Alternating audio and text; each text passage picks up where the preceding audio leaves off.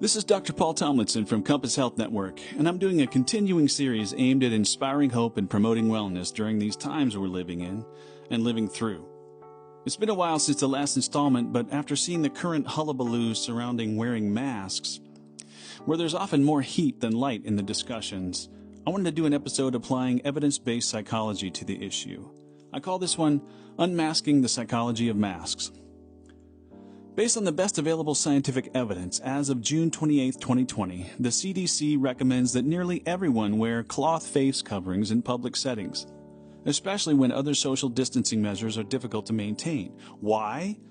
Because cloth face coverings may help prevent people who have COVID-19 from spreading the virus to others, and because cloth face coverings are most likely to reduce the spread of COVID-19 when they're widely used by people in public settings. To gratuitously paraphrase Shakespeare, which I often do, to mask or not to mask, that is the question. If we take a quick glance around, we know that some are wearing masks religiously with the zeal of the newly converted. Some are dipping their toes in the water and trying to wear them conscientiously. Some are not thinking about it much at all, and some seem vehemently opposed to wearing them. What's up with all the variability, when the evidence seems pretty clear that widespread use of simple cloth masks can dramatically reduce the spread of COVID-19 and ultimately save much human suffering and many lives? Just wear the mask. It's really a simple matter, isn't it? Well, no, it's not. And I think many have tried to make the matter much simpler than it actually is. Just do it, seems to be the attitude or the mantra. And if you don't, then you are judged to be stupid or even evil. It's just that simple, some would have us believe. But it isn't really, is it? I've been thinking a lot lately about a quote, often attributed to Einstein, that goes like this: "Everything should be made as simple as possible, but not simpler." This certainly applies to mask wearing. I'm making the case that the issue is way more complicated than many have believed, and we need to better understand both the motivation and the resistance to masking if we're to make more progress in changing the behavior of large numbers of people in service of public health. I think it deserves some attention from evidence-based psychology, as I've said in particular. Whenever I'm puzzled by behavior, that's where I look, to psychological research and theory. If I'm flummoxed by someone's behavior or the behavior of lots of people, I try to remember what one of my wonderful graduate school faculty colleagues, Dr. Betty Schlessing, used to say: "It's not logical, it's psychological." I'm interested in getting my fellow humans to better understand each other in the midst of this extremely divisive and contrarian time in our history.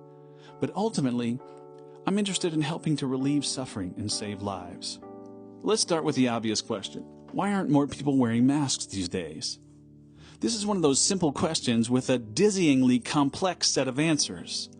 I'm going to try to lay out some of the most plausible and relevant answers and provide some context. Maybe the first broad reason is that those who don't wear masks are underestimating the threat. But that begs the question, why are we underestimating the threat? Well, most likely because our brains are exquisitely adapted to respond to explicit threats and risks. Think predator that might eat us or cliff that we might fall off of. But we have not evolved similarly to respond to less concrete, more abstract threats. Certainly for many, COVID-19 feels abstract because, well, perhaps they don't have any personal experience with it, or they've not lost a family member from it. We human beings are constantly calculating the benefit and the cost, that is, the risk of doing everyday things like going to the grocery store and not wearing a mask. Many of us are very willing to take a shortcut and not bother with a mask after making that calculation, especially if we have no personal experience with the virus or its effects. Okay, another reason for the resistance. To state the obvious, at this point in our history, masks are just weird. They look weird on other people, and they obscure some really useful information about our fellow humans and their emotional state and their intent. They feel weird on our faces, and they make us feel like everyone is looking at us. This is called the spotlight effect, by the way, and it is a well-known phenomenon where folks tend to believe that they're being noticed and watched much more than they really are in social settings. It's understandable. We're continuously at the center of our own world and our own thoughts, making it very difficult sometimes for us to accurately assess just how much or how little we are being noticed by others. Spoiler alert, it's not nearly as much as you think on average. The spotlight effect is worsened when we wear something new or different, like even a new pair of shoes. So it's much worse with something like a mask, which is historically novel for us. And those with social anxiety, by the way, are also more prone to have a bad case of the spotlight effect. It's important to remember that, for the most part, people really aren't staring at you.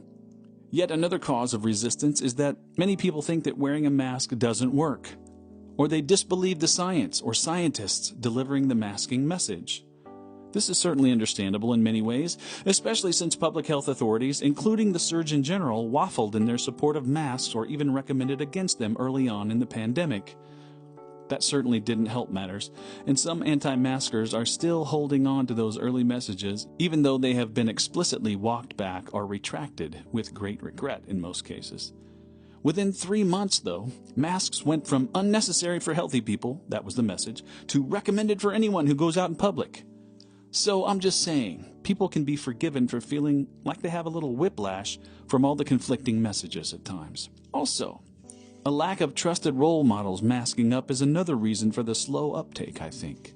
Some interesting new research strongly suggests that supporters of President Trump are much more likely to report opposition to wearing masks, and are less likely to practice other preventative measures such as physical distancing.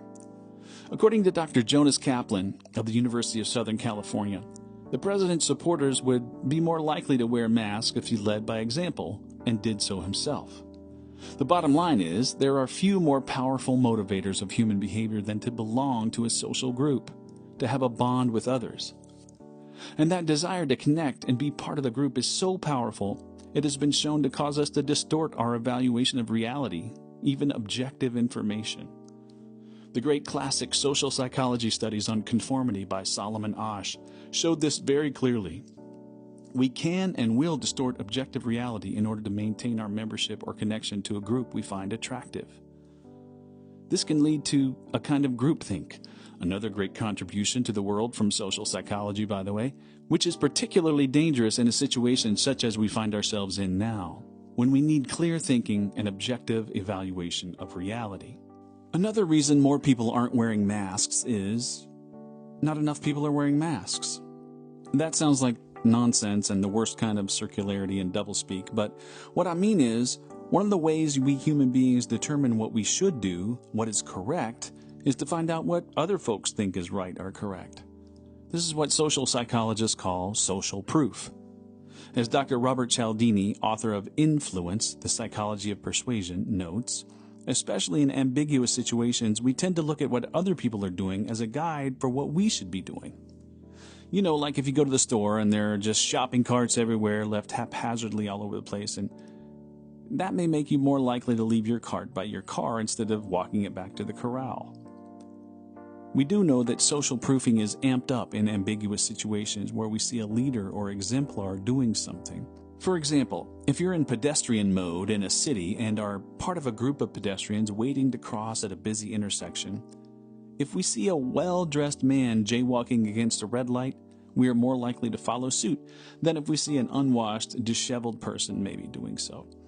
Leadership matters, especially in ambiguous and novel situations where people are trying to figure out the right thing to do.